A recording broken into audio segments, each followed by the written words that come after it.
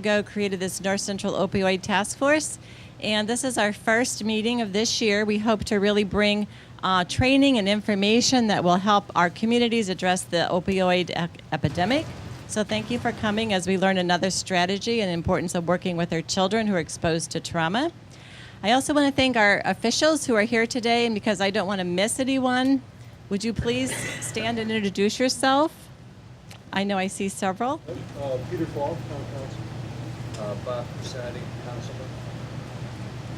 We have our superintendent, Chris Dresig. Captain Hall from our Enfield Police Department. Do we have other town officials here?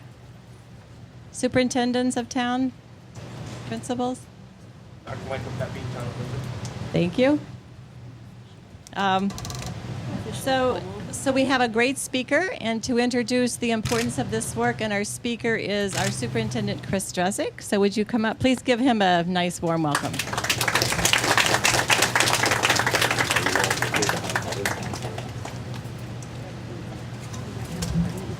Good morning. I promised to be brief because I'm going to apologize because I found out I had a speaking role not too long ago, so thanks again, Gene.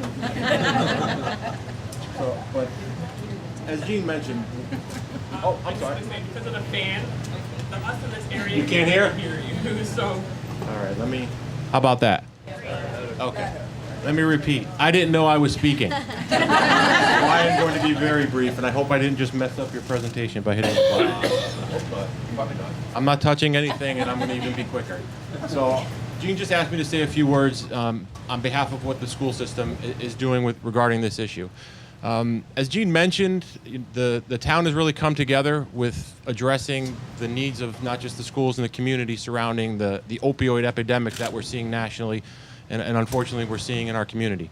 One of the things that's always concerned us from the school perspective is, though it's great that we're having this conversation locally, it's great that we're having this conversation nationally, but one of the things that we feel often gets overlooked is the impact that this is having on our children.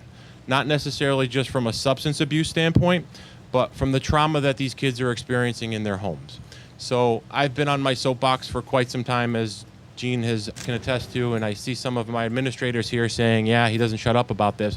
But I'm extremely excited to hear the presentation today because this is a conversation that we need to continue, not just within the Enfield Public Schools, but also within the Enfield community, because ultimately we all serve, and what we all have in common in this room here today is that we all try to work with kids, and we try to do what's best to benefit kids and families. So without further ado, I'd like to introduce our speaker, who is Ed Jacobs. And Ed is currently employed by the Plymouth County District Attorney's Office as the Director of Grants and Sponsored Projects. He's responsible for grant writing and administration, as well as community education and special projects. He's been with the District Attorney since 1998. Prior to working with the District Attorney's Office, he was a probation officer for 13 years at the Brockton District Court, supervising juvenile offenders and mental health adults. He holds a master's degree of clinical social work from Boston College and has 39 years experience in the juvenile justice and forensic mental health field. He's completed his clinical training at McLean Hospital, which is a Harvard Medical School affiliate, and with his concentration on addictions and adolescent behavior. He serves on the faculty of Bridgewater State University, Curry College, and Stonehill College, all located in Massachusetts. And without further ado, I'd like to introduce Ed Jacobs.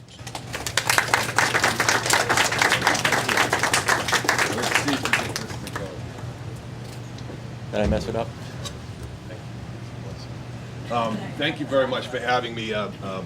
Again, my name is Ed Jacobs. I work for the Plymouth County District Attorney's Office. It's a pleasure to be here. I want to thank Colleen. Thank you very much for the kind invitation, and we're happy to be here.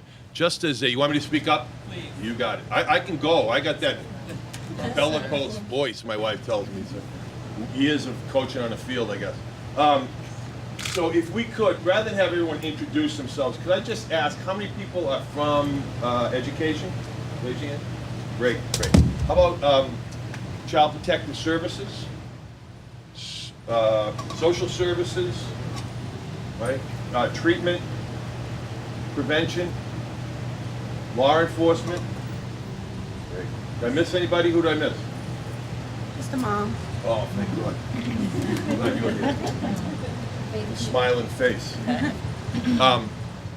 And I want to thank the town leaders for being here, because I'm going to tell you what we're going to talk about. And I've had the pleasure to work in a number of communities throughout Massachusetts, now in Connecticut, West Virginia, and in some other places down south in Tennessee, is without leadership, none of this stuff happens. People talk about it, but leadership makes it go. So let me see if I can't get into it, and we'll see if I can help you kind of understand where I'm coming from. I don't have all the answers. I can tell you what we did. I can tell you how we got there. I can tell you the pratfalls we had and the holes in the road, and I can try to tell you how to avoid those. But I will tell you that a lot of this was kind of just, pushing along on this.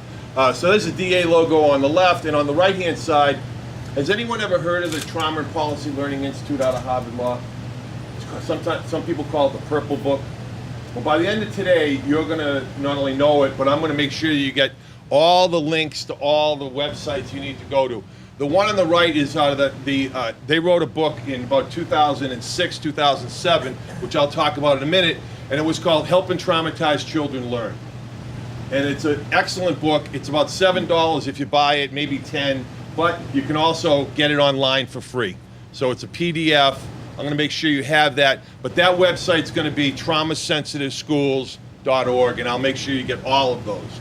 They're going to become a key player in this, because this was a three-legged stool that we were looking at. Let me see if I can't get into it. So Brockton, Mass. is in the corner of Plymouth County. Plymouth County is somewhere between Boston and Cape Cod Canal. We got about 500,000 people, about 88,000 school-aged children. The largest town we have, or city we have, is Brockton. It's about 100,000. It's what we'd call, I'm sure you would too, a gateway city. So what we, 80 years ago, 100 years ago, we had Irish, Polish, Greeks, etc.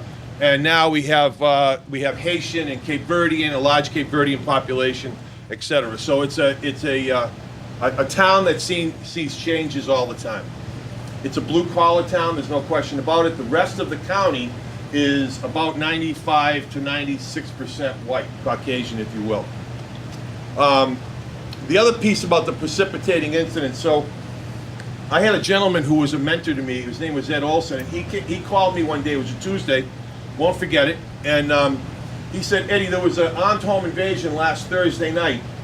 And I said, hang on a second, let me call you right back. So I went down the corridor, you can get a police report, I got a report, and I found out it was a armed home invasion on a Thursday night into Friday, and it was a drug house ripoff.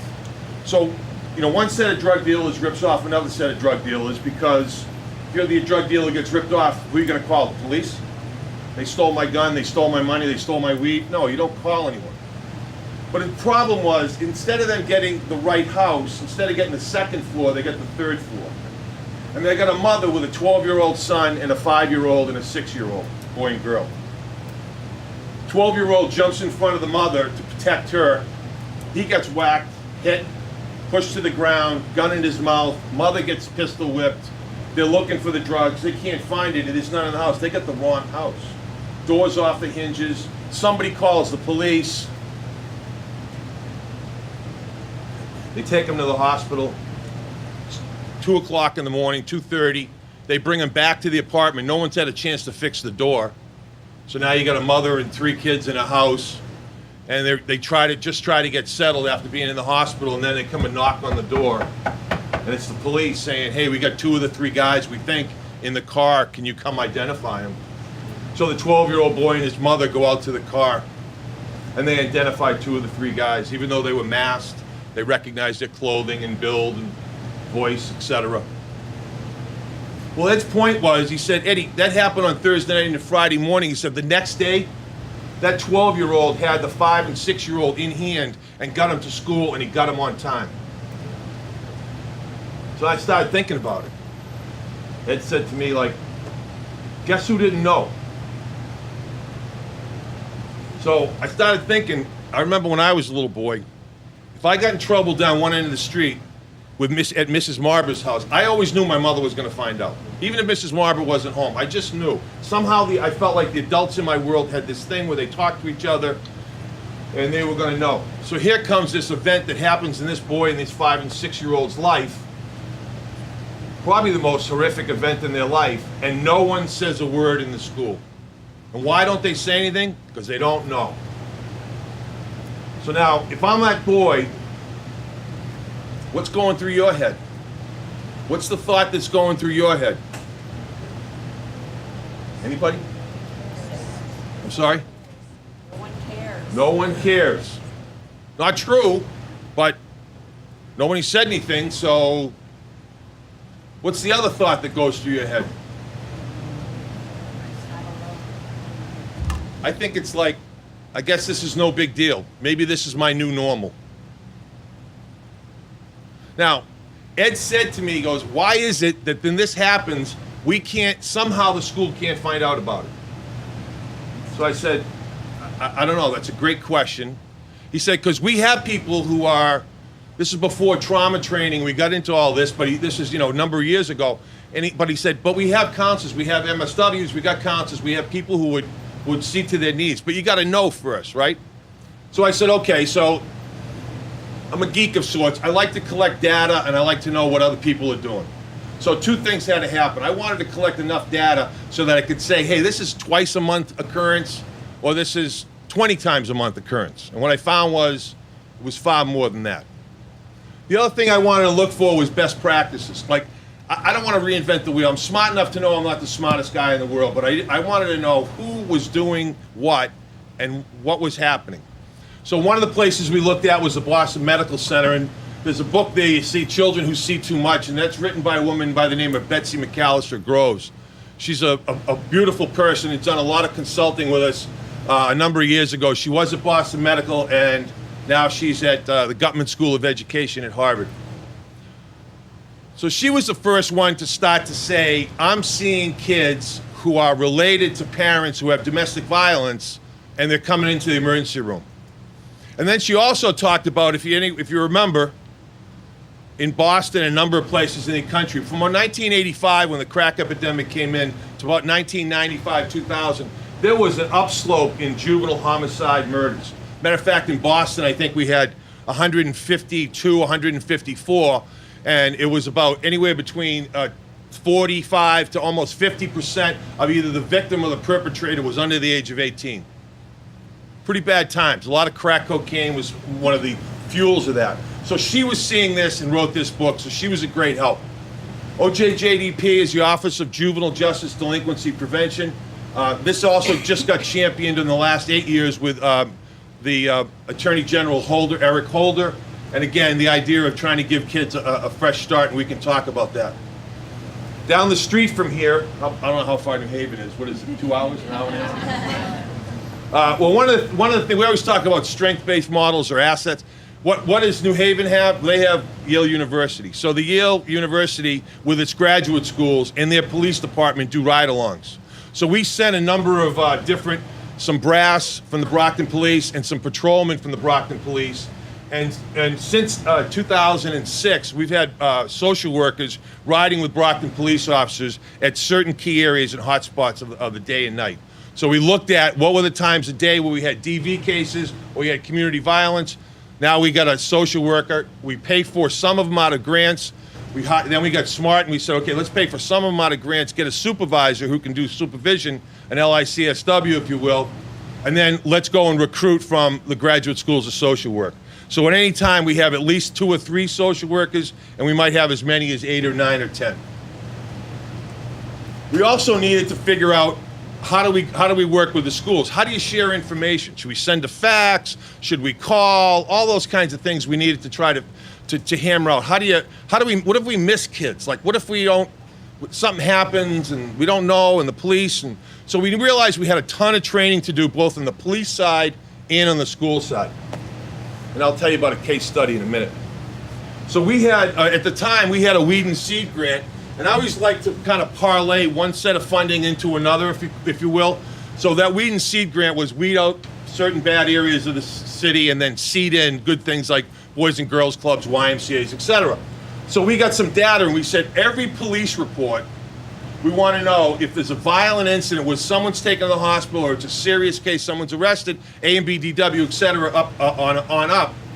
Was there a child present?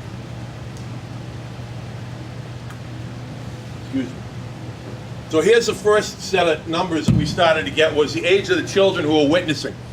We understood that in Brockton, 100,000, you have how many people here? 15,000? How many in Enfield? Oh, I'm sorry, 45? Okay, so I don't know what the officers would say, but in Brockton, they're going to do about 1,200 to 1,500 domestic violence cases a year. How many do you think you might do here? 500? 600? It's pretty standard when I ask that question. Most people kind of say, yeah, it's about, depending on the percentage, right? So we started to look at where were the age of the kids, and we started to see there was a lot of young kids who were witnessing things. Now I have to tell you that when we did it with the police officers, and we found out that they were doing that we had kids who were witnessing somewhere about 1,000 to 1,200. Now you remember, you have a school system that has 17,000 school-age children, and we could document that 1,000 kids had seen a violent event, just a violent event in that period, in a 1-year period of time. So we started to look at this, if you know about this neuroplasticity and brain development, you start to see a lot of this stuff is early in the years. This is a 911 tape, and I will caution you that it is. I probably heard it 100 times, and it's disconcerting to me. The end came out all right. I don't want to ruin it, but it is. But I think it'll speak to some of the issues in terms of what you're seeing or what we're going to see.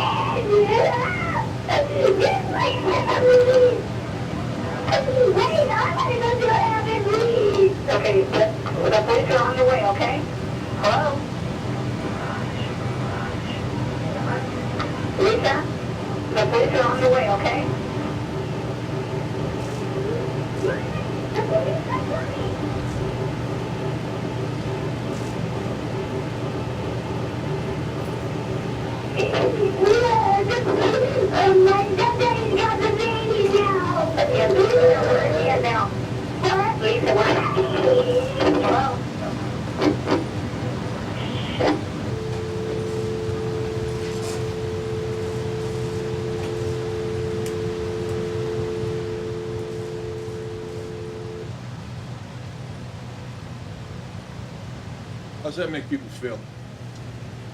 Makes my heart pick up a little bit. I've heard it 100 times.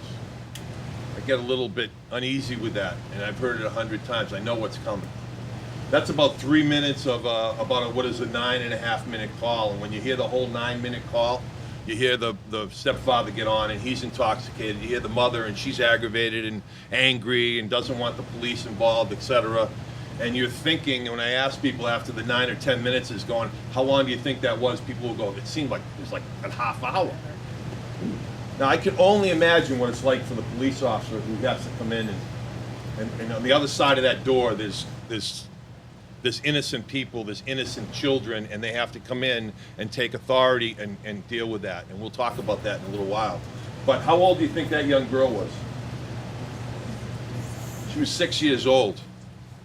If you hear more of that tape, I think what you realize is she's a very mature young lady.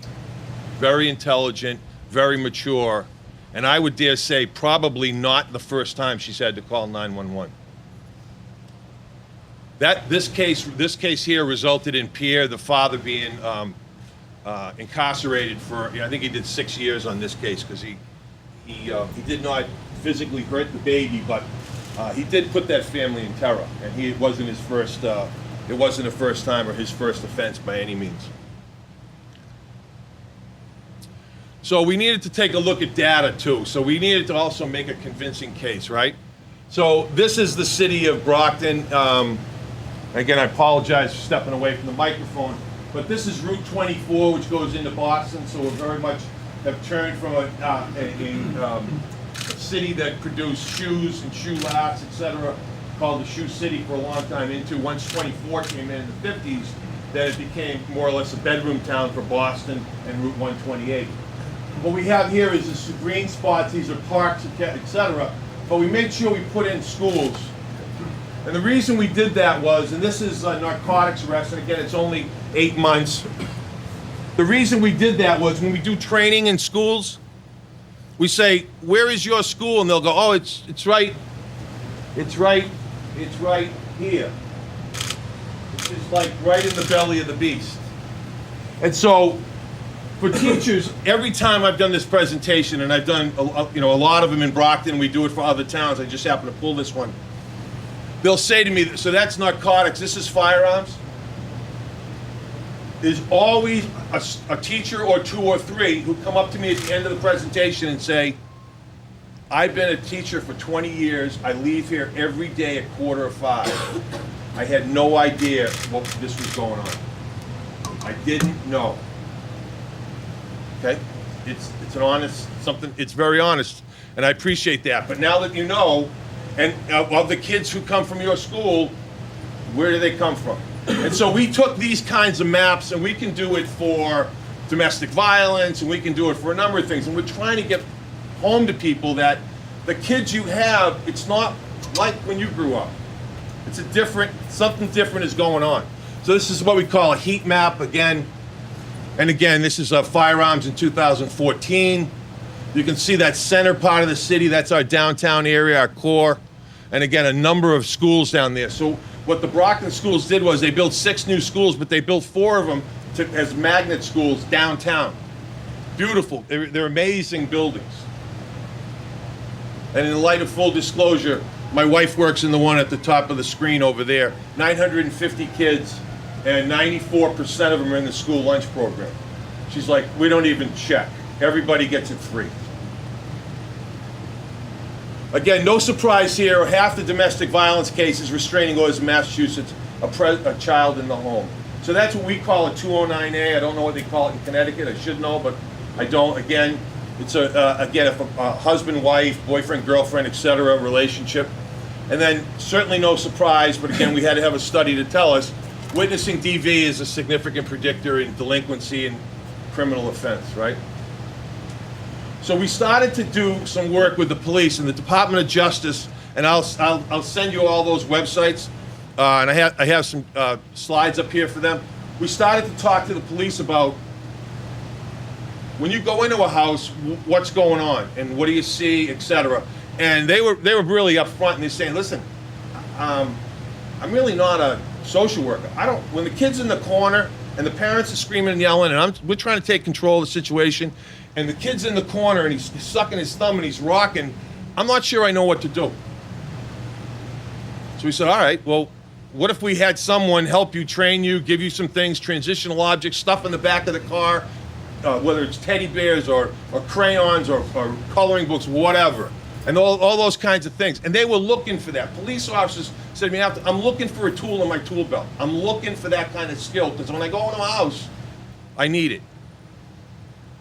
So we started to talk to them about whether the kids in the home, what was going on, who were they, etc. Now, I'll tell you something, and I'm sure it's the same in Connecticut. In Massachusetts, if you're a police officer, and I'm sure that I'm almost positive it's true here, if you're a police officer and you go in a house and there's DV and there are kids present, that's what we call an automatic 51A, which is a child abuse and neglect that has to go to Child Protective Services. You're shaking your head. Is that correct? Right? So we had that. And then we started saying, so that was part of the deal. So we said to the police officers, and they said, once we got the data, we did focus groups with them. And a couple of them said, hey, if the brass aren't present, we got some things we want to tell you. So, okay. So now I'm talking to some patrolmen, and they said, we don't always file that 51A. I said, you're required to, right? He goes, oh yeah. He said, but we don't, because sometimes that mother's got so many problems in her life, she doesn't need Child Protective Services in there. So I'm like, okay, but we can't help that child and that family if you do that. So please don't do that. Next 2 months, we started to see about a 10% increase in those cases. Again, we're looking to observe for the child. Where is there a child in the house? We're actively looking, right? Or the police are. We want to talk to the child about the incident. What did they know? But we don't want to do that in a manner that's going to be in front of other people, or he's going to be put on the spot, etc., where the parents are going to be going, no, shut your mouth, keep your mouth shut. Again, if you think about it, if I'm a child, and again, officers have said this to us over and over again, when I walk into the house, I got a little kid right here, he's staring at me, but he's not looking at me. What's he staring at? He's staring at the sidearm on my hip. So an officer, again, if you know those little things, and our officers have been great about using them, and then we get the feedback like, hey, it's working, we get this. Again, we want to document because we want to know. Now, we want to know because we want to pass on certain information. Now, we understand that some of this is confidential, and I'll explain to you how we moved past that and did some of those things. Again, we'd rather not have arrest the father in front of the kids. Rather not, if it's a father or mother. We also had police officers who said to us, and again, I get it, they said, listen, the kids didn't see anything. They were in the house, but they didn't see anything. And we say, officer, listen, did they hear anything? Well, I don't know.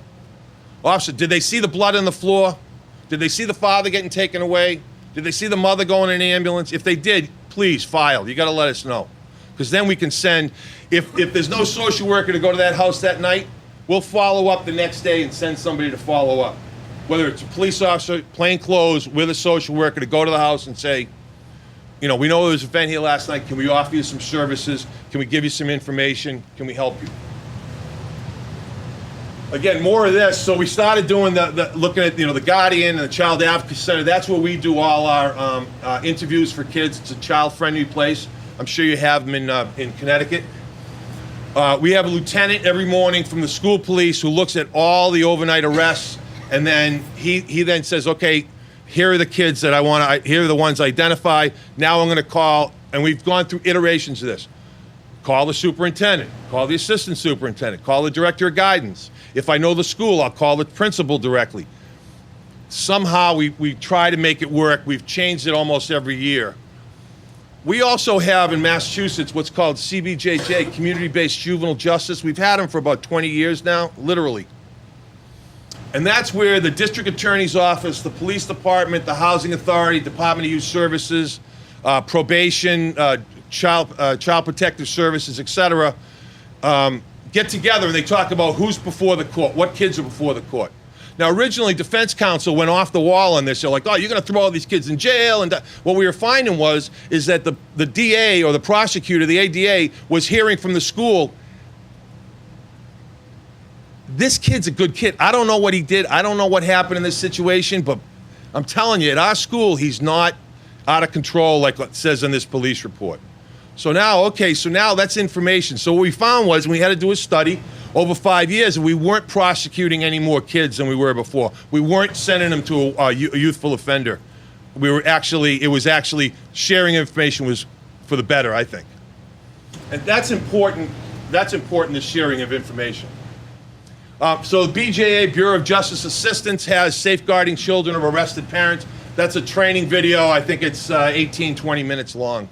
And again, I'll send you the link to that. Here's the Purple Book, or the cover of the Purple Book, if you will. So the Purple Book started by Mass Advocates for Children.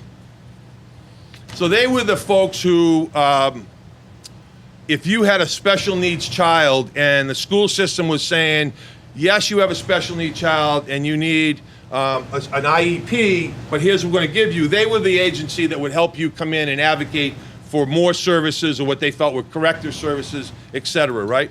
And so one of the things that happened was they were starting to look at the kids that they had for, that they were advocating for. When they really went down and did a history of them, and people were saying, well, he's got ADHD, he's got this and that. When they really went down and did a history, they found a lot of these kids had backgrounds of trauma. So from that, they decided to then say, well, let's write this book. The book is this big. You can read it in a day if you wanted to. I was doing somewhat of this presentation, and I was telling people how we had, the schools and the police, and then the schools were going, well, what are we, how are we supposed to handle this?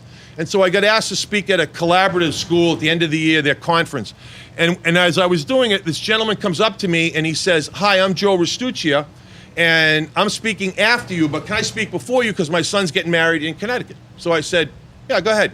Well, what I didn't know is I'd never met Joe, and they had just written the book. So here was the plan, here was the blueprint for schools and how we can uniformly help kids in the school system. He gave his speech. I wouldn't let him. I get off the stage. I go, you can't leave. I go, you and I got to talk. So he said, listen, I got to go, but here's the book, etc. I read the book, brought it to the schools on Monday. By Thursday, the assistant superintendent says, we got to do this. By the following, within 2 weeks, he had every principal, vice principal, and school adjustment counselor after school, and we did the presentation, and then we waited for about 6 or 8 schools to come up and say, I want this. We need this in my school. And that was part of that beginning stages of this. The Angelo School, again, is one of those that just happens to be in what was the original 6. Again, local student's father incarcerated the weekend. Student showed no outward signs of trauma or stress. Student was found rummaging through other students' lunch boxes, looking for money or food to bring back to his mother. So if we said to vice principals or principals, if you before you had this training or before you thought about trauma or anything else, what would be the standard procedure for this case right here? Anybody want to guess? Well, he's stealing, so it's an automatic 3-day suspension. See, sometimes these kids they don't pop up on the radar. It's not overt. It's not something that happened the night before and now somebody shares. So even though we had a way of those kids who popped up on the radar screen to try to share that information with the schools and do the best we could, we also, what about those kids who are told at home, you keep your mouth shut. You don't say anything to anyone. This stays in this house. Do you understand? And these kids are petrified. So they're going to be the perfect child at school in some cases. And teachers are going to love them because they're going to go, Julie doesn't need anything because Julie does everything the right way. But we don't know what Julie's going through. Well, then we did an evaluation. Does this work? Because we got to get outcomes, right? And what we found was we had 80% decrease in suspendable events. And I thought it would be the other way around, 43% less office referrals and the 80%. When I talked to the teachers, again, focus group, I said, how come it's like they go, you still send them down to the office? They go, yeah, because we know someone down there is going to tend to them. They're going to get help. Because again, that's part of the Purple Book piece. Okay. What do you think? Oh. So we were rolling along, right? Kind of doing pretty good. We're training up all our schools. We're getting Plymouth schools done. That's a school system of, maybe 50,000 people, kind of very similar to Enfield. We're a number of other schools in our community. We went down to West Virginia and we trained them, and I'll show you what they did because they took it from here to here, And now we refer everyone to their website, and I'll show you how we're going to do that. So we looked like we were going not bad. And then we got this. So this is unintentional opioid overdose deaths for Massachusetts. So last year, some of you may know, unfortunately, last year Massachusetts had 2,100 overdose deaths. In Plymouth County alone, where we are down below, it's somewhere. It was between, again, trying to collect data both from unattended deaths, which our state police go to, and the deaths in the hospital, etc. We're probably at 220 when we collect them all. That's 500,000 people. The normal in the United States, death per overdose is about 16 per 100,000. So you can kind of do the math there. That's a problem. And again, this is Massachusetts. I'm sure you're seeing similar things in Connecticut. I pray you're not, but I'm sure you are. And again, you see, again, for lack of a better expression, that hockey stick over on the right. It's just taken off. We would attribute that, at least from my understanding and talking to people, is a lot of that may be the fentanyl. Or it's when the PDP or the physician, the PMP for the Physicians Monitoring Program started to get docs to look at it more. They started to subscribe less, so less people had access to prescription medication, and now we had people who were going on the street and getting heroin and fentanyl. And some of you may know this way better than I do. I pray you don't, but again, it's affected my family as well. And has anyone ever read the book Dreamland? If you haven't read it, it's a book that explains how we got into this in America with the drug companies and pain being the fifth vital sign and prescription medication and heroin being distributed. It's a telling book, and it's a good read. I hate to say it, but it really is. So that's this problem. And again, here's our unattended deaths. So again, it's hard to read there, but we had about 42 in 2013. And then we went to 82. That doesn't show up well on that. It shouldn't be that. I should get a new slide. And then we went to 142. So if that's not like super out of control, I don't know what is. We do 13, 17 murders a year in Plymouth County with our state police. We're down to like 5, and thank God, because now with the unattended deaths, they're chasing these. So here's a map. You see Boston, you see Cape Cod. Now that's just Plymouth County, so don't, I don't know why somebody's put Salem in there, but that's Plymouth County right there, and you can see where the red is and the yellow. To the left side of that, that's the city of Brockton. But the key piece on that is that Brockton they'll do about 900 reversals a year, Narcan reversals. And then we started to look at where the people were who had overdosed in the city of Brockton. We found that almost 60% were not from the city of Brockton. They were from places on the coast, more affluent places, Marshfield, Duxbury, Plymouth, Situate, Hingham. And so that began to tell us something as well. And again, we see pockets of this. We have places where we literally can take the heat map and open it up, and we can start to see certain areas where it's concentrated. And that's good, that's key for us, because A, as we talk about in terms of investigation, that's one thing. But in terms of the kids, now we know if a certain area, a certain housing project, or a certain neighborhood has that difficulty, now at least we can give the school a heads up. Again, another heat map, and then another of drug incidences in the city. So we took 1 year, 2015, and we wanted to break it down. Where were these deaths? So originally when we started to do this, somebody said, what do you think they are? And some people said, well, they're going to be in a Burger King bathroom or a Chipotle bathroom or something. And as you can see, 65% of them are in the house. So again, begs the next question, who else lives in a house or a home?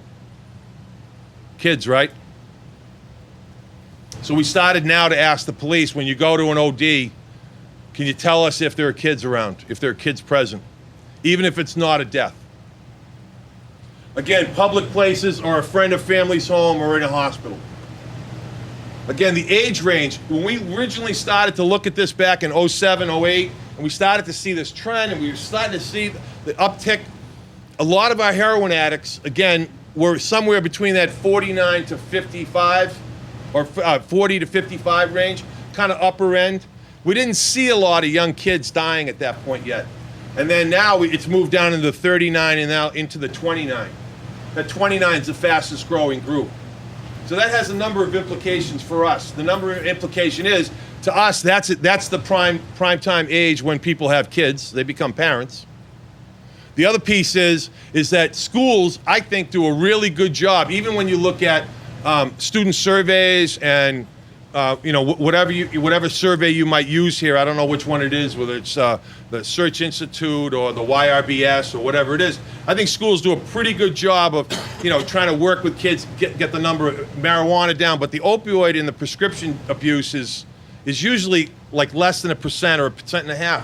It's that 20-year-old to 24-year-old where things seem to slide off, and we're starting to see it here. So, on the left is Ohio. Again, that Dreamland will explain to you what happened in Ohio, because they really were, in many cases, like an epicenter. I actually happened to talk to the police chief whose officer took this. There's a conference every year in Atlanta.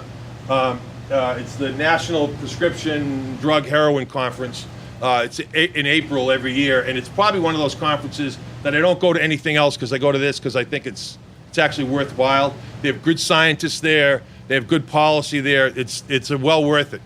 Well, they had the police chief here, and he was kind of put on the hot spot, like, why did you let this picture out?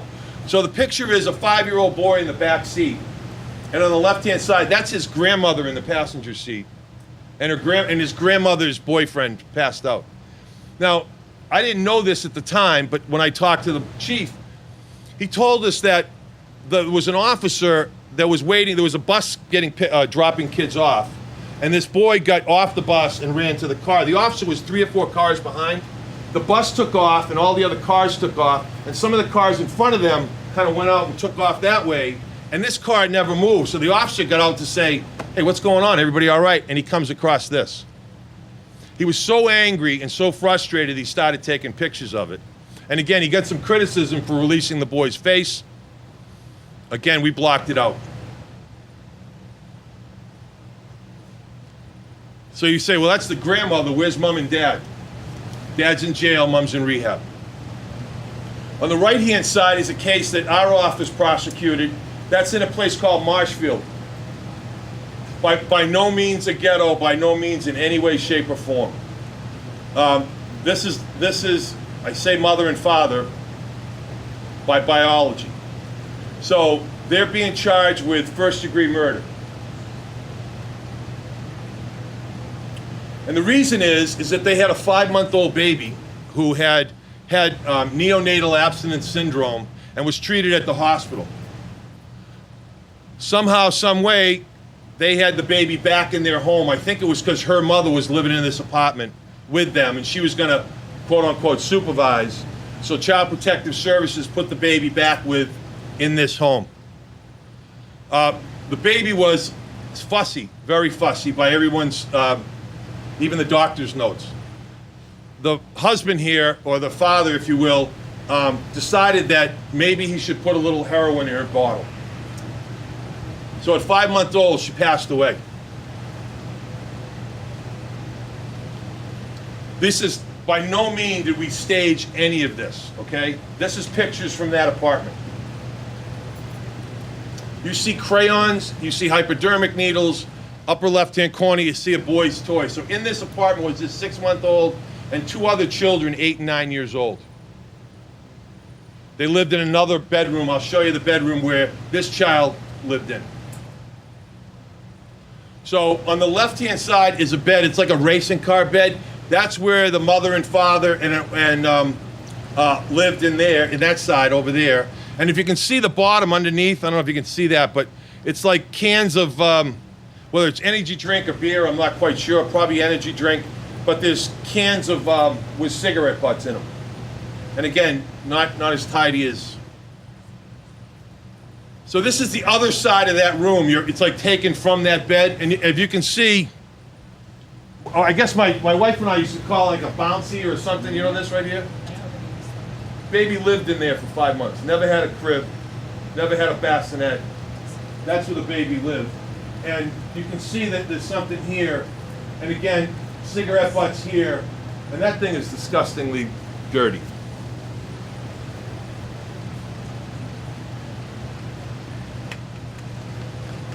So we knew we had a problem again.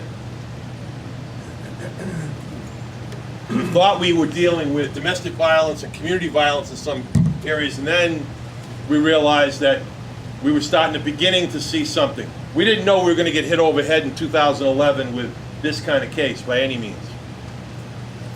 This is a case not in our area, but I think I think this is South Boston.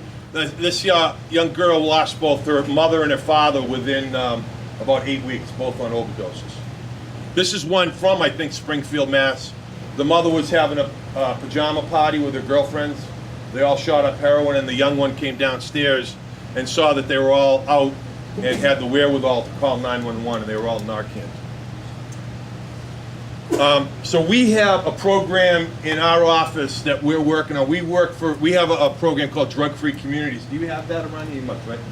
So one of the things that we're trying to do with as we look at this issue is we want to reach out to these kids, because we're going to talk about ACEs in a minute, adverse childhood experiences. But so this is part of an ad campaign that we're putting together, and we put this on billboards. We got it on, the cable. We're sending out cards. This is what we're trying to do, is trying to get this out. We have a number of other ones I can share with you. Be happy to send them to you. Matter of fact, you want to change them, you can change them. You can do anything you want with them. How many people know about ACEs? Oh, great, good, okay, good. So I used to do this before, like 3 or 4 years ago, when no one would say anything. So ACEs stands for Adverse Childhood Experiences. It's a study that was done by Kaiser Permanente and the CDC, I think almost 20 years ago, 1997. We use it as our basis on a lot of things. The idea is, of the kind of ACEs that someone might have, what might be an adverse childhood experience that someone could think of? Parental substance abuse. Parental substance abuse, absolutely. Anybody else? Please. Domestic violence. Domestic violence, absolutely. So abuse, neglect, sexual abuse, physical abuse, right? A parent who's incarcerated, again, parental substance abuse. They only looked at 7, now they've gone to 9 and 10. But the idea was that they looked, when they sent this out, and I'll give you a video that I think explains it a little bit better. They sent it out to about 29,000 or 26,000 people. About 17, almost 18,000 responded back. They were all in their 50s and 60s. And they said, have you ever had any of these adverse childhood experiences? And if so, which ones? And then what they did was they compared the number of adverse childhood experiences, or ACEs, to their medical records. And what they found was, the more ACEs you have, higher rates of heart disease, higher rates of high blood pressure, higher rates of diabetes, cancer, etc. More psychiatric admissions, more emergency room admissions, etc. So this has implications all over the place, both for child protective services, for education, for our health community. Like, if you know this, if we know that kids have these ACEs, and we're just going to let them, so let's see if let's see if this will work. I don't know if it will. Maybe not. No?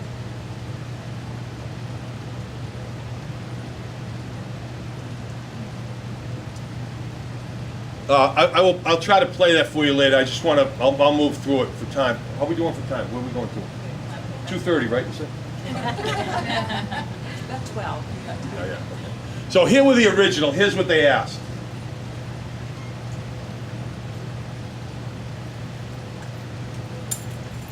Which was the one we missed? Yeah.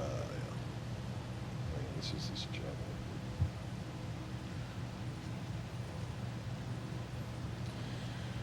So almost 25% had 1 ACE, 2 ACEs, 3 ACEs, and again, remember this is out of the 17,000. And then what they found was, in this study, the first study, it was about 50% had at least one ACE. And then, in subsequent studies, it's now about 66%. The ACEs they didn't count in the first one was homelessness. I don't know how many, I'm sure you have McKinney-Vento here, right, Superintendent? That's probably something you have to deal with. Community violence, death of a parent or sibling. Again, I would consider that an ACE. Neglect is certainly there. And war refugees experience. We're seeing more and more of this. The city of Brockton, a number of years ago, I think it was 5 years ago now, Haiti had a earthquake, if you remember, and then they were followed up by torrential rains, etc. So we have one school in Brockton where they moved some kids around, but then brought 225 kids from Haiti and put them in one school in Brockton that had 900 kids. They went from 700 to 900 plus in a hurry. But I can only imagine what it's like for those kids who are in Haiti to be in that experience there. And then now I got to get transported 1,800 miles to a cold weather place like Brockton and say, I don't get it. Destination location, as we like to say. Again, more children than ever are coming to school, having experienced these ACEs. This is the key piece here. You're not always going to know who those children are. Again, they've either been trained up well, or they understand they're not going to give anything up. They don't want to be taken out of their home. They may understand it all too well. So part of the ACEs and the Purple Book, if you will, was that we should try to make schools trauma sensitive for all kids. Now, we also still have, what I'm going to tell you about in a minute, is the handle with care process with the police to the schools. So if, in fact, that something pops up on the screen and it's a pretty egregious event, the police can share that information and should share that information with the schools, we would suggest. But again, all kids would get this. Many of you know this about the kids that you work with. Again, trauma is it's been talked about, I think, regularly now, and I think that's a good thing. I used to see it when I was a probation officer, and everybody in the world wanted to put kids on medication for ADHD. It just seemed to me like everyone was looking for the quick fix, the silver bullet. We got a pill for this, and it just struck me as, I get it, some kids benefit, but why is it that seems to be the default setting? Why is that the first thing we tried? And the courts were complicit in that. Drugs, we even had judges, and after a while I said, Judge, I don't know if we can do that. He'd say, you must take your medication. You must comply with all medication. Okay?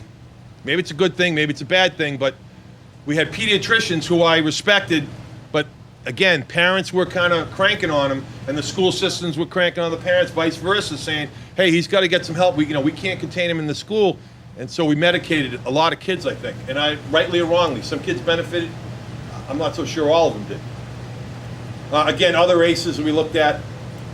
So this is the CDC, this is how they see it, right? So the adverse childhood experiences on that first piece. And that the next one is that disruptive neurodevelopment. As Dr. Nadine Harris-Burke, of the video I'll show you in a little while, as she says is, it's one thing to have the fight, flight, or freeze mentality if you're in the woods and you're fighting a bear. That would be good. It would be helpful. It would be survival mode. But what if the bear comes home every night and you constantly get a jag of cortisol and adrenaline, et cetera, et cetera, et cetera, and that's how you become wired. You become hypervigilant. You're that kid when somebody goes like that, they jump. They sit in the back of the room. They want to watch both doors. They want to look who's out there. They're the nudge because they can be. That's what they... So we have disrupted neurodevelopment. Then we have social cognitive impairment. I would suggest to you that a lot of these kids, when we talk about bullying, because that's kind of the thing, but they're either the victims of bullying or they're the bully in some ways. Social adaptation, difficult. Emotional, my wife she's a vice principal. She has 2 EI rooms. I said, EI. She goes, emotionally impaired. They just can't process. They cannot function. They can't take no. They can't take yes. They're having a difficult time. Schools spend a lot of resources on those kids. Cognitively, a lot of difficulty, right? And so because of that, you're in school. How do people perceive? Do you perceive yourself as others perceive you? You adapt some high-risk behavior. you smoke, you drink, you become promiscuous, you do drugs, you self-medicate, whatever it might be, again, the adoption of that high-risk behavior. And over time, disease, disability, social problems, all this is documented, and again, I'll be happy to send you, and I will, the full study, if you will. And again, with people with 4 or more ACEs, the likelihood that their life can be shortened by up to 15 years is kind of telling. Again, this has huge implications for if I'm a hospital or a physician, pediatrician, I want to know this. So this was at an MRI that was done by Dr. Titcher over at McLean Hospital. And this is of a 10-year-old boy, no history of trauma. This is a 10-year-old boy with a history of trauma. And when Dr. Restuccia called and said, hey, Doc, can we get another slide? It's good. It's got, it's lit up, but it's kind of really, it's kind of not a good slide. It's kind of not it's not as clean as this one. He said, that's the best we could do, because he was inside there fighting us the whole way. So these are behaviors that you'd see in these kids with histories of trauma.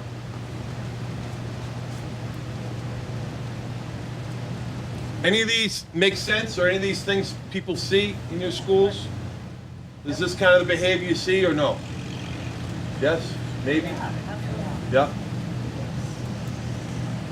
And again, I always go back to that perfectionism, because there's that young girl or boy that just kind of, everybody's like, oh, they're okay, thank God for that, they're okay, they're great, and yet, not so much.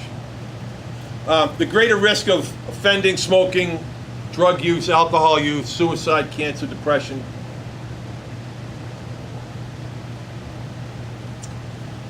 So the likelihood, if you're 4 or more ACEs, the likelihood that you'd be an intravenous drug user goes up by 3.5 times, 350.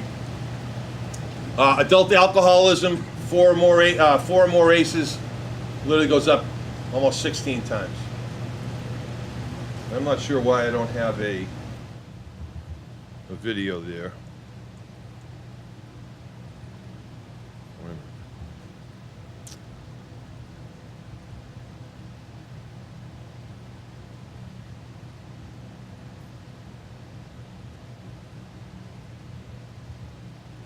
What do you think? Think that'll work for me? That's the one way from the beginning. What's that? That's the one right. Oh, it is? Oh, sorry. Yeah, it does.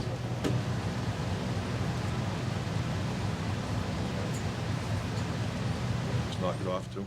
That I do.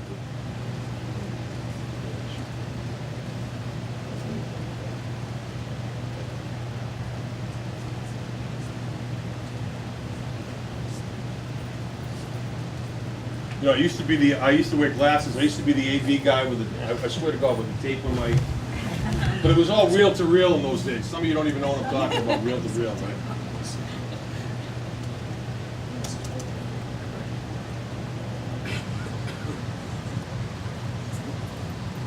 Oh, please, yeah. Last year I worked in Holyoke Public School System. In middle school, 4th grade graders, we had 400 students. It used to be a school from kindergarten to 8th grade of 1,000 students. It's Saturday.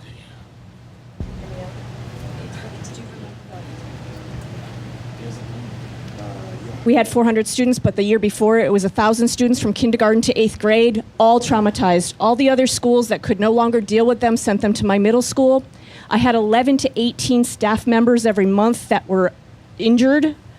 Every day I would send a student out, not because they were injured on the playground, but because they could not stay in their classroom long enough. They had to go to the padded room, and they would be in the corner on the ground, barely surviving, and we would have to send them out in an ambulance. You have no idea what it looks like to see a child like this. And it's really hard, but the best thing to do is have your staff with equipment and start student support before the school year opens. If you don't know the kids that are being transferred into your school, you cannot be there to help them. You have to know them before the school opens. We started student support in December. We were always behind the 8 ball. There you go. So I spent about 7 years of my life as a school teacher and the director of a juvenile detention center. And I know of once you speak, we used to have, it'd take 4 guys my size to pin down a 110-pound man, a boy, who had more rage than I could ever imagine. And I remember somebody saying to me, like, not like, we were saying, what's wrong with you, what's wrong with you? What we should have been saying was what? What happened to you? Like, how do you get like this? How do you get that angry, that? And, So- and home visits are essential. Are you a nurse? I am a nurse. Oh, well, this is school nurse. God bless you. If you want the pulse, no pun intended. If you want the pulse of a school, I say ask the school nurse. I mean, I do, because I think you know the teachers come to you, right? And the students come to you, and you start to see this stuff, and you might see it way before anybody else does. The somatic illnesses, etc. Parents calling in. To have somebody that does home visits regularly. Yeah. That's it right there. Yeah. Oh, that's all right. Let's play that one. Yeah, let's just play that. I want to play Dr. Harris here. It's about 15 minutes, so you'll bear with me, but I think she does just a great job of explaining ACEs.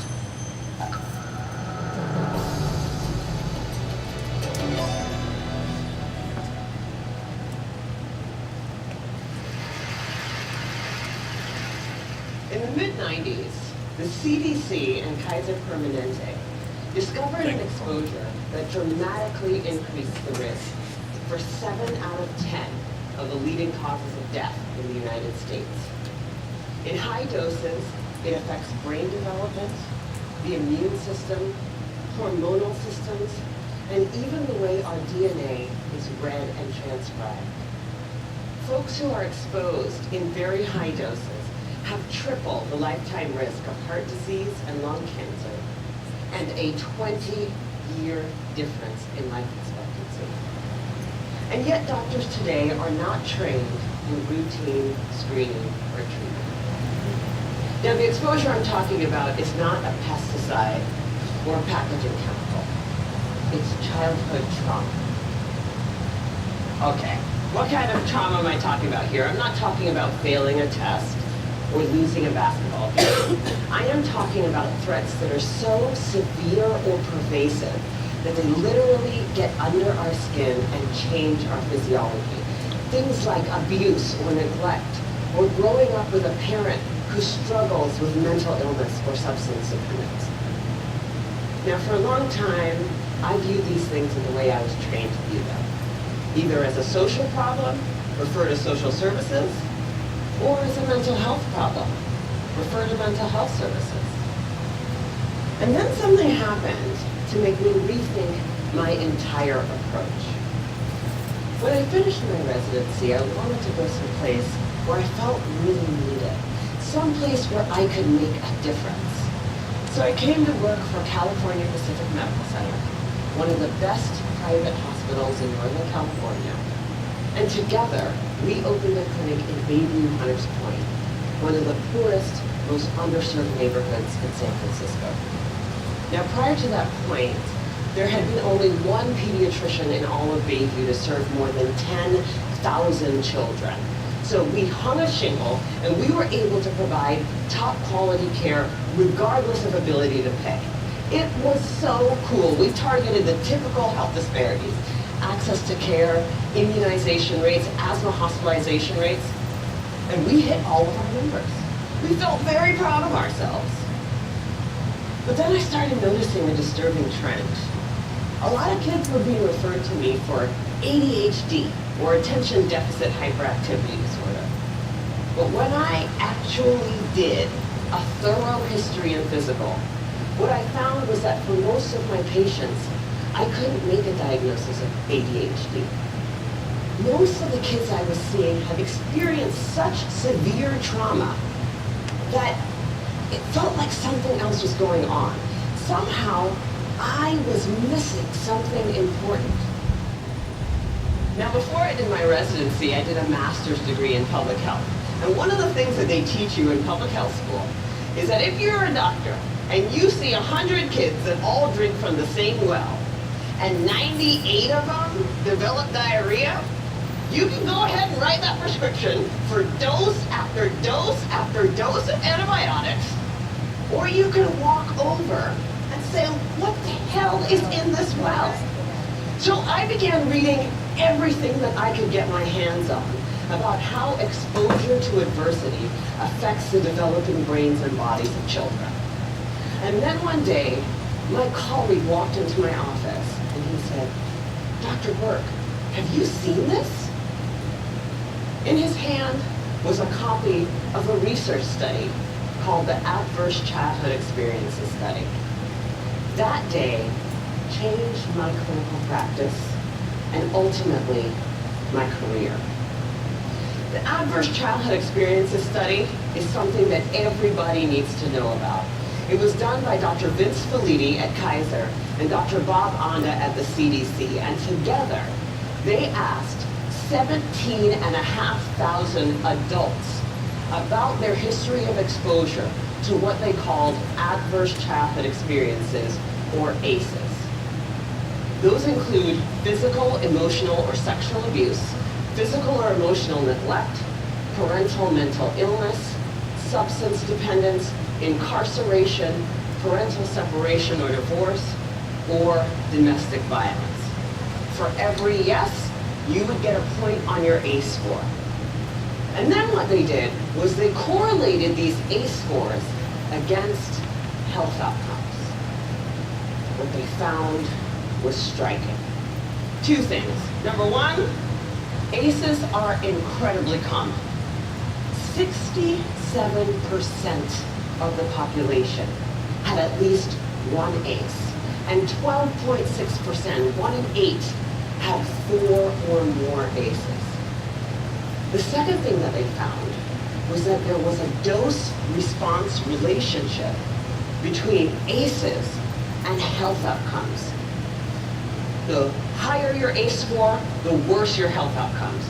For a person with an ACE score of 4 or more, their relative risk of chronic obstructive pulmonary disease was 2.5 times that of someone with an ACE score of 0.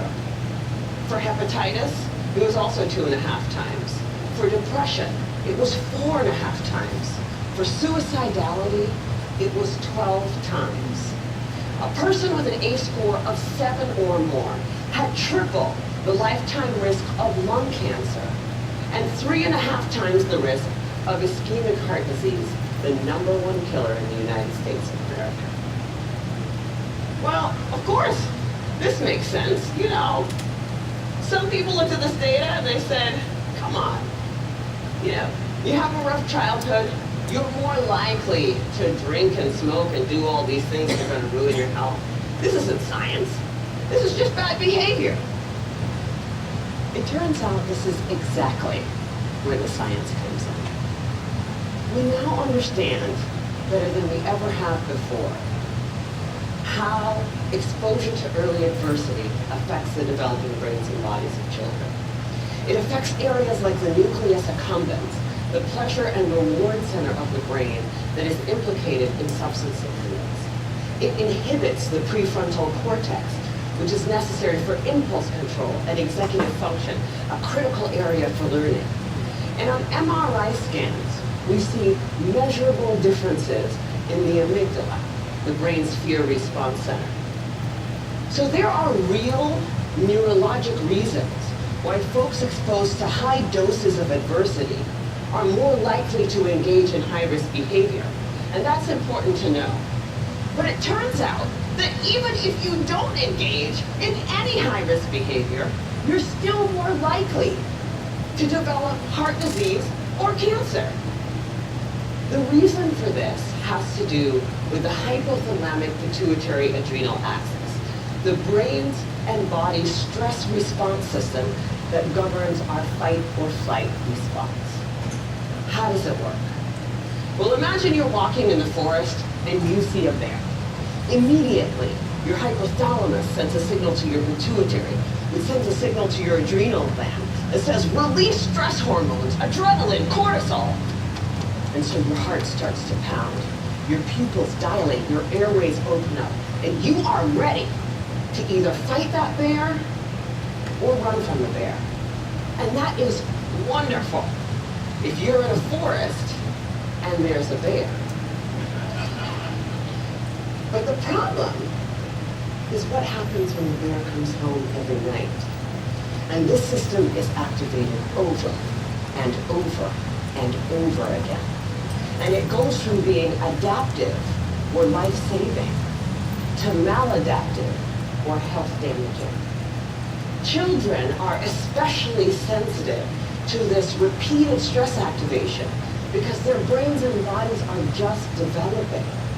High doses of adversity not only affect brain structure and function, they affect the developing immune system, developing hormonal systems, and even the way our DNA is read and transcribed. So for me, this information threw my old training out the window, because when we understand the mechanism of a disease, when we know not only which pathways are disrupted, but how, then as doctors, it is our job to use this science for prevention and treatment. That's what we do. So in San Francisco, we created the Center for Youth Wellness to prevent, screen, and heal the impacts of ACEs and toxic stress. We've started simply with routine screening of every one of our kids at their regular physical. Because I know that if my patient has an ACE score of 4, she's 2.5 times as likely to develop hepatitis or COPD. She's 4.5 times as likely to become depressed, and she's 12 times as likely to attempt to take her own life as my patient with 0 ACEs. I know that when she's in my exam room. For our patients who do screen positive, we have a multidisciplinary treatment team that works to reduce the dose of adversity and treat symptoms using best practices, including home visits, care coordination, mental health care, nutrition, holistic interventions, and yes, medication when necessary. But we also educate parents about the impact of ACEs and toxic stress the same way you would for covering electrical outlets or lead poisoning. And we tailor the care of our asthmatics and our diabetics in a way that recognizes that they may need more aggressive treatment given the changes to their hormonal and immune systems. So the other thing that happens when you understand this science is that you want to shout it from the rooftops, because this isn't just an issue for kids in Bayview. I figured the minute that everybody else heard about this, it would be routine screening, multidisciplinary treatment teams, and it would be a race to the most effective clinical treatment protocols. Yeah, that did not happen. And that was a huge learning for me. What I had thought of as simply best clinical practice, I now understand to be a movement. In the words of Dr. Robert Block, the former president of the American Academy of Pediatrics, adverse childhood experiences are the single greatest unaddressed public health threat facing our nation today. And for a lot of people, that's a terrifying prospect. The scope and scale of the problem seems so large that it feels overwhelming to think about how we might approach it. But for me, that's actually where the hope lies. Because when we have the right framework, when we recognize this to be a public health crisis, then we can begin to use the right toolkit to come up with solutions. From tobacco to lead poisoning to HIV/AIDS, the United States actually has quite a strong track record with addressing public health problems. But replicating those successes with ACEs and toxic stress is going to take determination and commitment. And when I look at what our nation's response has been so far, I wonder, why haven't we taken this more seriously? You know, at first, I thought that we marginalized the issue because it doesn't apply to us, right? That's an issue for those kids in those neighborhoods, which is weird because the data doesn't bear that out. The original ACEs study was done in a population that was 70% Caucasian, 70% college educated. But then, the more I talk to folks, I'm beginning to think that maybe I had it completely backwards. If I were to ask how many people in this room grew up with a family member who suffered from mental illness? I bet a few hands would go up. And then if I were to ask how many folks had a parent who maybe drank too much, or who really believed that if you spare the rod, you spoil the child, I bet a few more hands would go up. Even in this room, this is an issue that touches many of us. And I'm beginning to believe that we marginalize the issue because it does apply to us. Maybe it's easier to see in other zip codes because we don't want to look at it. We'd rather be sick. Fortunately, scientific advances and, frankly, economic realities make that option less viable every day. The science is clear. Early adversity dramatically affects health across a lifetime.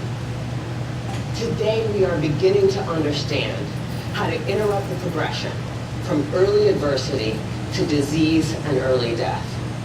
And 30 years from now, the child who has a high ACE score and whose behavioral symptoms go unrecognized, whose asthma management is not connected, and who goes on to develop high blood pressure and early heart disease or cancer will be just as anomalous as a 6-month mortality from HIV/AIDS. People will look at that situation and say, what the heck happened there? This is treatable. This is beatable. The single most important thing that we need today is the courage to look this problem in the face and say, this is real and this is all of us. I believe that we are the movement. Thank you.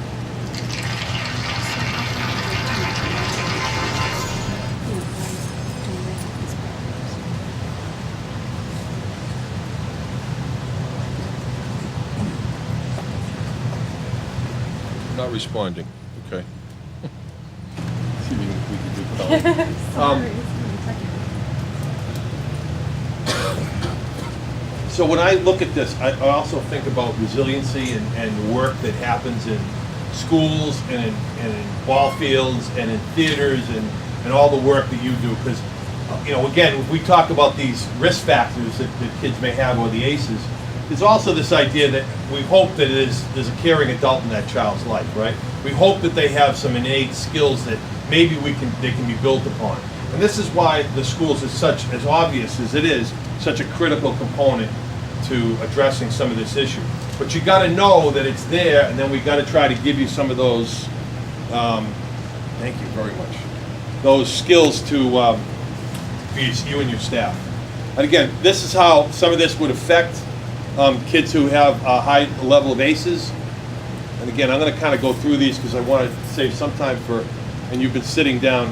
I once had a police officer, used to do a lot of training with officers, and they'd say, it's an old sergeant in the back of the room, and he would say to me, he'd go, hey, Professor, you're there, he goes, you know that the brain can only endure what, no, the brain can only handle what the butt can endure. So I get it, you want a break? He said, yeah, so just bear with me and we'll see. Again, relationships piece, this is another piece of this, lack of trust, lack of insight, poor self. I am not about making excuses for people's bad behavior. That's not what I'm all about, never have been. But I want to understand people's behavior, good or bad. And I think that's really important. Again, trauma is a response to, it's not the event itself, it's a response to that event. It overwhelms people in many cases. And it can impact that neurological, that neuroplasticity of the brain. Note here, meant to result one psychic blow or a series of blows rendering. Now this also depends with the trauma, as some of you may know, on what they call the proximity. So if it's a stranger who creates a traumatic event or abuses a child, that's one thing. What if it's your mother's boyfriend or your father or grandfather? The proximity gets a little closer. The length and the duration and the severity are another variables on trauma. On trauma. There we go. Again, also another one of my jobs, I had a clinical practice for about 9 years. I did a lot of work through the court system. But again, kids, particularly with DV, they don't see a safe place. I mean, my house isn't my safe place. For a lot of kids who have DV in their house, you know what they think of as safe places? School system. That's where they have adults who care about them. And that can't be understated. Adults can't protect themselves. My mom can't, so how is she going to protect me or my siblings? And Dontrell's secret is, anybody from Chicago? No, okay, so Chicago had a young boy, Dontrell. This is a number of years ago. I got this from Dr. James Garbarino. Dontrell was a young boy, about 10 years old. Parents walked him every day to school. They lived in a difficult neighborhood, but every day the parents made sure they walked him to the school, and they got to the front of the school by the sidewalk, and as they put him up, send him up the pathway, again, like any good school, they had, you know, the principal, vice principal, the nurse, people were greeting the kids, looking them in the eye, calling them by their first names, etc.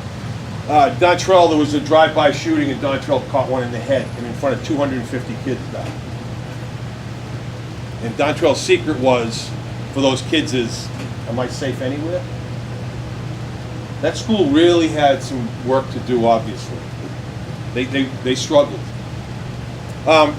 So in terms of law enforcement and professionals, so for law enforcement, again, this handled with care. We had the opportunity to present at a Weed and Seed conference, I said, and then in about 2014, we were asked to go down to Charleston, West Virginia. We went down there twice, spent 2 or 3 days each time, worked with the U.S. Attorney's Office and the West Virginia State Police, and then later the Charleston Police. And now Charleston, you can't see that, but because it's a URL up top, but I'm going to send you all this. But handlewithcarewv.org, it's West Virginia. Throughout the state of West Virginia, they have incorporated what we are only trying to do just in our county. So they have police contacting the schools. You're training up the schools about the helping traumatized kid, the Purple Book, etc. And then we're also training the police about when you go respond. And now we're trying to share information. So how much information do you share? And sometimes teachers would go, well, what kind of DV was it? Or, I need to know more. Well, you don't get more. Here's what you get. You get this. And all of these are on the website. All of these, we got permission from West Virginia. You can have them. There's MOUs here between the police and the schools. There's training for the police. There's training for the schools. All the forms and all the paperwork are on this website. I use this one because it's an example of nothing more than to West Junior High School from Officer Friendly regarding this boy or this girl, age 10. That's it. No DV, no his dog got run over, no there was an overdose. That's it. Now, if you've got the training on both ends, that's all you really need. This came out of the Purple Book. They had a concept called the red envelope, and that worked pretty well. The red envelope was nothing more than an envelope that had the child's name on it. It would get to the principal would have that put up, and they put it on the teacher's desk. The teacher would open it, look at it, and know that, Johnny Jones, that's his name. That's it. So I know Johnny. If Johnny's in the back of the room and Johnny's crying, or he's sniveling, or he's sleeping, or when I ask him where his homework is, he gives me and I go, what's going on, Johnny? You going to the office? Now at least I know. I got a little bit of a heads up on that child. I got a little bit of a heads up.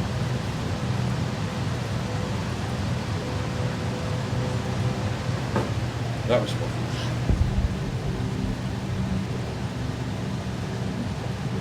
What do you think? I'm going to have you stay right here.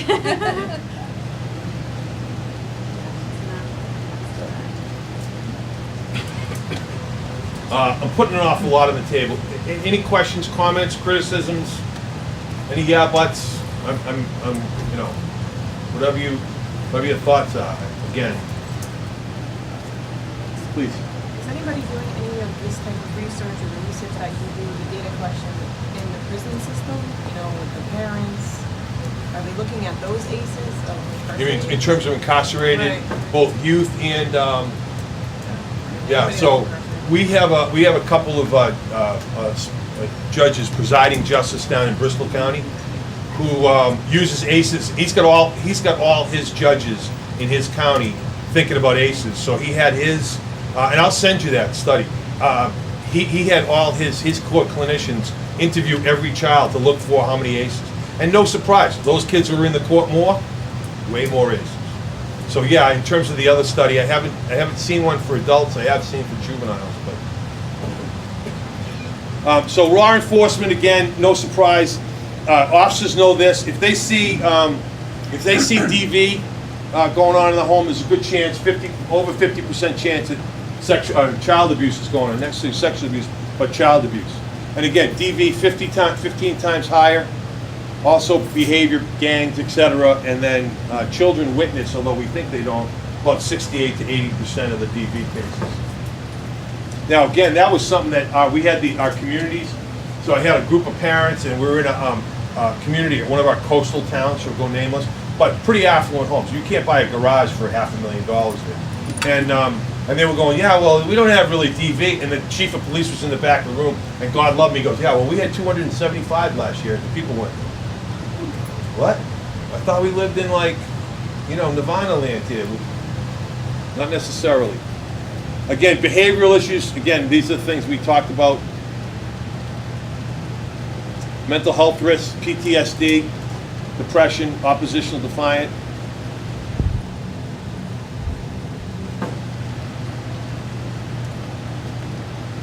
Yes, ma'am. What are there situations? Oh, sorry, sit down. Yeah. Can you hear me? Okay. Do you have situations where the same child or children from the same family, those letters come in multiple occasions? Right. And what happens in those situations? In the schools that we've worked with, and again, they've done it they have a team that meets, and I bet you probably have something similar to that here, but they have a team that meets. They got the nurse, and they got the school psychologist, or the school adjustment counselor, and then maybe the classroom teacher, maybe even an MTA or a para, and then the principal or vice principal usually chairs that meeting, and then they bring any outside agencies in that they think that would warrant it. Because again, if you keep seeing it pop up over and over again, and one of the things that we found out when we talked to Child Protective Services in Massachusetts, was that about 72% of the people that they had on their caseload were in schools. Well, so we said to the school, so for instance, Brockton, you got 17,000 school-aged children. 17,000 school-aged children. They had, let's say DCF had 1,000 kids in case management, and 72% were in the school, so that's 720, right? So if you say to the assistant principals or vice principals or principals themselves, you probably have between 20 to 40 kids in your school who are with DCF. Do you know that? And they'd say, well, we know about 5 or 6 of them. Well, my thought is, why wouldn't you want to try to work with DCF to know all of them? Because you're an extra set of eyes and ears for DCF. You can be as helpful as anybody. Again, some people would say it's confidentiality. Well, I don't know that that's true. I always say, well, can you show me that in writing? And again, we don't always see it.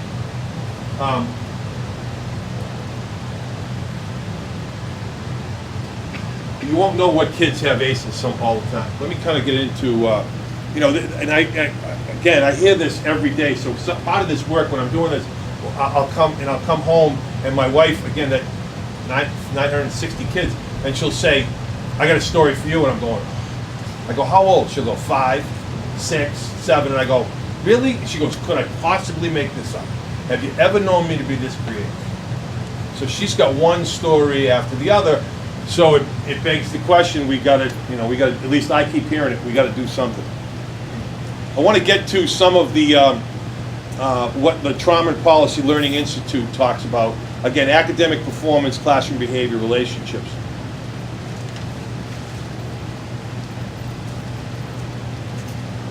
Those educators in the room, you know this, right?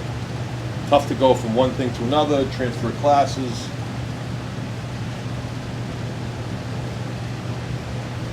And then,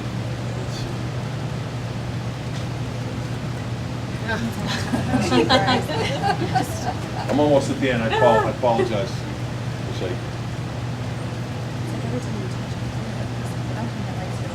It doesn't like my flicking.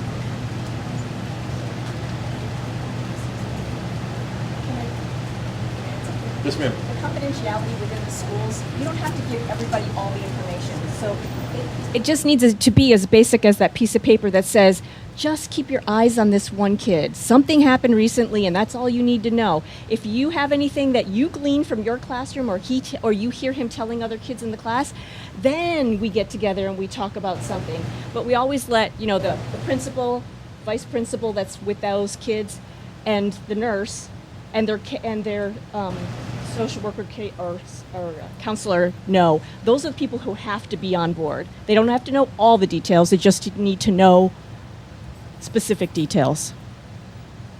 Right. I mean, I think we get too caught up in, well, what can I share, what can't I share? The other thought is, so how does that help a child? If you withhold information, how does that help a child? I've never seen it hurt a child. I really haven't. I've been doing this for a long time. Again, the idea is that let's get it out there, right? Again, I'm going to give you all these slides, but just as a quick one, you know, danger's everywhere. Must always be vigilant. The school's perspective is he won't pay attention. He's smart, but he just doesn't try hard. How about if I'm perfect, I'll protect myself and my parent. She's such a good kid, she doesn't need help. I've always have to control so that I can avoid danger. He's defiant, aggressive. I can't trust that you have my best interest at heart. He rejects any help I may offer. Does this sound like any of the kids you may have in your system and that you work with?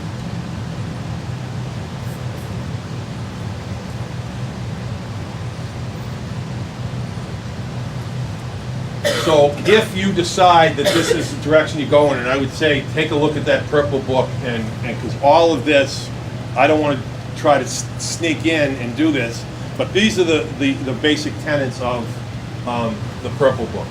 Working on relationships, self-regulation, academic success, physical health. So the schools that we've had some success with this, got some training during the school year, got a group of teachers who were interested, got together in the summer with administrators, and said, what would it take to make our school a little more trauma sensitive and a little more, so how do we get the word out? And we literally have done training with custodians, cafeteria workers, bus drivers, and then they decided that certain schools were going to try to figure out, is there a place that kids can go, not where there's a padded room, but a safe room for kids to go to. That in some cases, they were going to do things like the kitchen table. So if kids come in, they'd say, hey, Johnny, you know, can you come in early tomorrow? Because I want to have breakfast with you. And then while you're there, you're having a conversation. And you're saying, well, that's what a parent's supposed to do. Well, if that was always happening, it would be a perfect world, but that's not a perfect world. So can you have breakfast with the kid over in the morning? Can you have breakfast with 5 or 6? And can you say, hey, can I see your homework? Tomorrow when I come, will you bring your homework tomorrow? So there's little things in the book that I think are applicable that you can start to use and start to think about for your individual school or system itself. And again, relationships, this goes through relationships, the self-regulation, and then academic success, and physical health, etc. Let me kind of finish up and get to the end. Again, I can't say enough about these folks. They also have a teal book about how to implement programs in a school, in a system-wide. And they base that on the work that they did with us out of Rockland. And that's also available for free as well. Daily agenda is some of the things that they use. The expression that the trauma people have taught us is, or the trauma policy is, small is the new big. Just do little things. You don't have to change the whole, you don't have to change your whole system. It's not a new program. It's not added things for teachers to do. It's little things that you can do and information you can know. Again, a flow chart of how the information could go. Law enforcement, could it go to the superintendent's office? Could it go directly to a school counselor? Right now, our method is in Brockton and Plymouth, those two main towns that we have it in. We have it about 7 or 8 other ones, but it goes right from the police department and the commanding officer in the morning shift. He looks at it and then calls the, in Brockton they call the head of guidance, and in Plymouth they call the assistant superintendent. They're on, you know, cell phone speed dial. So Plymouth, one of our schools in Plymouth, again, 50,000 people, school system about 8,000, 9,000. One school has 1,200 kids in it, middle school, and they had 9 parental overdoses, 5 were deaths last year. And that ripples, as you know, through all the kids. It's not just that kid who's affected. All the other kids are affected by that. I'm going to do this again. You know what's going to happen, don't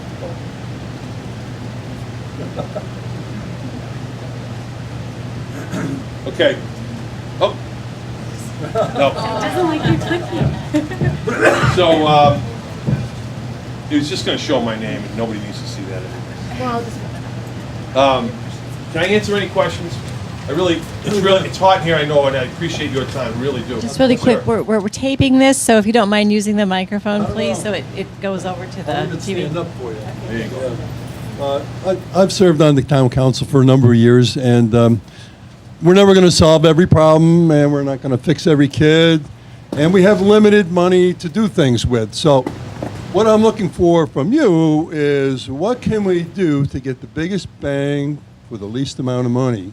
What can we do right off the bat to help do some of these things that you've talked about today? Thank you. I wish I had the quick and easy answer for you, and I go, oh, I got that, don't worry about it. I'll sign it over. You know what I think, and again, you may be doing it. My sense is over the 40-something years I've been working, is I tend to think that and again, I don't know exactly how it works here in Enfield, but that people tend to work in silos, and that when we have these silos, we don't always communicate the way we should. So communication to me is pretty cheap. It's about effort. It's about forming a relationship with somebody and letting them know that you have. Oh, I'm sorry. It's about forming a relationship with somebody and letting you know that you have the kid's best interests at heart. And how can we share information, even if it's a little bit, just to give each other a heads up. So that's the first thing I would say, that you really have to. That some of that stuff, it's like, wow, if we ever talked about this, if we ever actually put all our eggs. So I always use the example of, if you were in a cardiac patient in a hospital and the doctor said low sodium diet, but the cafeteria decided we'll give them anything we want, and we didn't even read the chart, then that's counterproductive. And so my point is, if everyone can try to get on the same page, both systemically and also on those individual kids, I think that's it. To me, it can be very cost effective, and it's not a lot of money, but it is some effort, and it is about building relationships. It sounds silly, but in the places we've had luck with this, we go have coffee with people. We literally go out and have coffee with them and say, Mr. Superintendent, how can we at the DA's office, how can we help you? And maybe he's going to say to me, here's a problem I'm having. And now I say, well, is there any way that our office or the council's office or the police department, how do we help solve that problem? And again, simple solution, but again, it takes a little bit. It sounds easy, but it takes a little bit of effort. Not a lot of money necessarily, but a little bit of effort. Does that answer your question? Yes, thank you. Sir.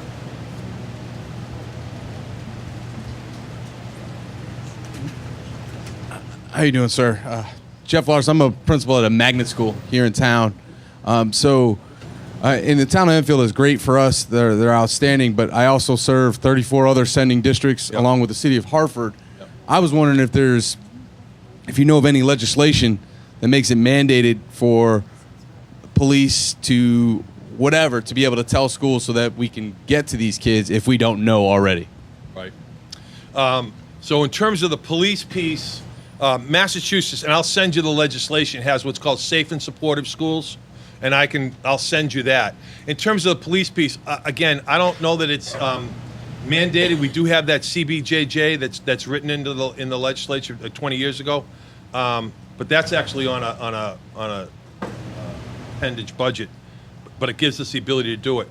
I think it's about establishing a relationship with the police and saying, majority of my kids come from these 5 towns. Can I call that chief and say, can you give me a heads up? Now, that may mean that you have to tell the chief, here are the kids in my school. Or they have to ask at the scene or whatever it might be, So I'll send you the safe and supportive school legislation. If you haven't seen it, I'll still send it to you. But it doesn't necessarily require police to share that information.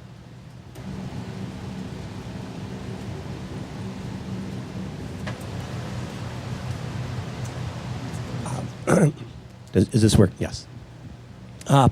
Thank you. That was really a great talk. I think it's really important that we try to enlist the support of the pediatrician community, not only because we could use their help, but also we want to make sure that they do no harm. You pointed out an excellent example of ADHD. Pediatricians get swamped with these children who have significant behavior problems, and all too often, in the course of only a few short minutes, a diagnosis of ADHD is made and a prescription is given without any thought even being given to what caused the child to get to that point in his life. There was an article that was published in Pediatrics earlier this year, and it said that of all of the children in the United States from 2014 to 2016 who were newly diagnosed with ADHD, fully 1/3 of them was between the ages of 2 and 5. And of those children between 2 and 5, an estimated 2 million children in the United States, 77% were put on psychoactive drugs. And we don't even have a clue what long-term effects those medications have. So I think it's really important that we try to contact or make connections with the pediatric community so that they start looking at this in a more ecological context. I would agree. Can I offer another thought? And that is that, and again, the officers have heard this before. We can't arrest our way out of these problems, right, or this problem. And again, sometimes I've been with school systems. We got a superintendent. I love working in Plymouth, Mass. And sometimes he would put out data, YRBS data or communities that care data. And of course, then it goes back to, well, Mr. Superintendent, what are you going to do about this? And again, he's smart enough to understand. He goes, hang on a second. I'm just telling you what we have. This is a community issue. It's not on the police. It's not always on the schools. It's not always on the pediatricians, but it's a community issue. Because if you think the schools are just going to fix it 180 days a year, maybe even with extended day for 9 hours, not going to happen. It's got to be much broader than that. It can't be all the responsibility in the schools or the police or the docs or whoever. I think it has to be that piece. That's that communication, I guess. Yes, ma'am. I just had a comment after hearing some of the things that people said of wanting to remind people to, in the idea of working with your community, reach out to some of the community resources that do offer free expert services. Like, I work at a domestic violence agency, and I go into the schools to do prevention programs, and we actually do have a lot in Enfield working with teaching self-esteem and handling feelings, and a lot of the resiliency schools and all the member organizations in Connecticut offer that to other areas as well. And then there's also ones like the Enfield Together Coalition that have a lot of information for parents on how to talk to their kids about substance abuse. So there's a lot of people in the community that offer these programs for free that are just kind of trying to get through the door. Like, we train police officers too. So just keeping some of those things in mind. Right. Resources that are there, but not everyone knows about them, therefore they use them. Since you were talking about not recreating a wheel, East Long Meadow is a no-med school. It's district, the whole district. They don't give meds at all in school, which interrupts the kids' days and makes their peers look at those kids differently. Their parents are responsible enough to give their medication, but if they need it in the morning, it lasts the whole school day. So that is not an interruption. Because in Holyoke, we have up to 80 kids per day at 12 o'clock coming for meds. That is just extreme. And these are not like just ADH medications. These are psychotropic medications that for the long haul, we have no idea what's going to happen to these kids' brains.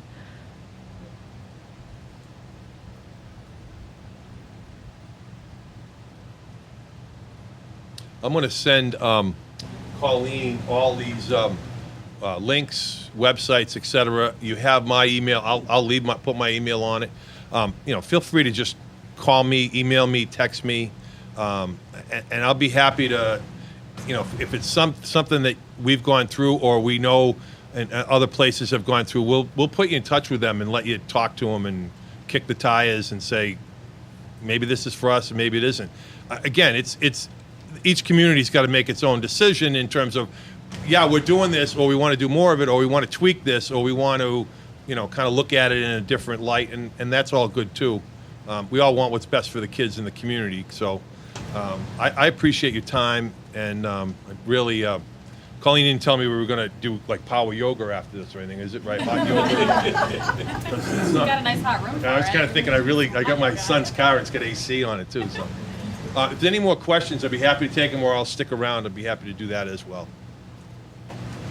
Well, thank you. Well, thank you Dr. very much, thank you. Really appreciate it. So thank you for coming. Thank you for being, I guess, committed or interested in this important work. Go back to your communities and make it happen. Infield, we're going to make it happen. So we're going to meet over coffee, right? Yes. Yes. So if you're interested in kind of joining us as we try to figure out these systems and working more in an integrated way, we have to work together. We have to solve this together.